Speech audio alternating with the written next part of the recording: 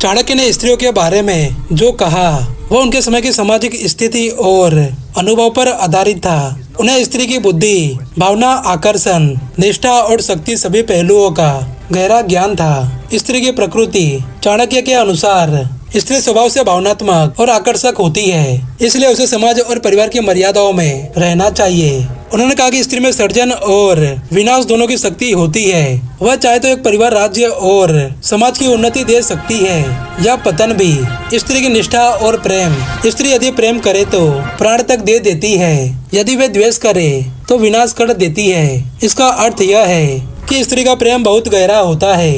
यदि वह सच्चे दिल से किसी के प्रति समर्पित हो जाए तो उसके लिए सब कुछ न्यौछावर कर देती है, परंतु छल या विश्वासघात हो जाए तो वही प्रेम घृणा में बदल सकता है। स्त्री की बुद्धि और चातुर्य, स्त्रियां पुरुषों से 4 गुना अधिक साहसी, 8 गुना अधिक वाचाल और 16 गुना अधिक भावुक होती है। चाणक्य यह बताना चाहते थे कि स्त्रियों में तीव्र अंतर्ज्ञान, भावनात्मक समझ और मानसिक शक्ति होती है। वे कई स्थितियों को पुरुषों से अधिक चतुराई से संभाल सकती है। स्त्री का आकर्षण और नियंत्रण, रूपवती स्त्री का आकर्षण देवताओं तक को मोहित कर सकता है। चाणक्य कहते हैं, सौंदर्य एक शक्ति है, पर बुद्धिमान स्त्री जानती है कि उसका उपयोग कैसे और कब करना है।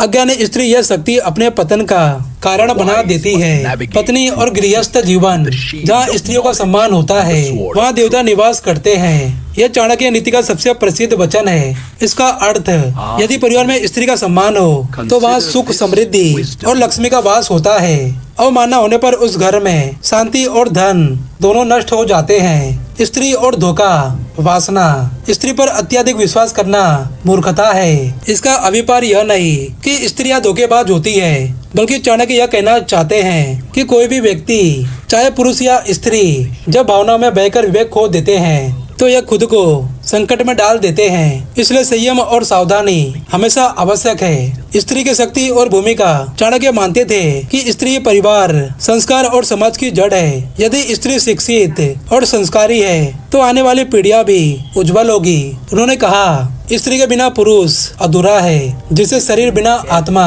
आधुनिक दृष्टिकोण, आज के समय में चाणक्य के विचारों को समय और संदर्भ के अनुसार समझना चाहिए। इसका उद्देश्य स्त्रियों का अपमान नहीं, बल्कि सुरक्षा, संतुलन और विवेकपूर्ण व्यवहार सिखाना था।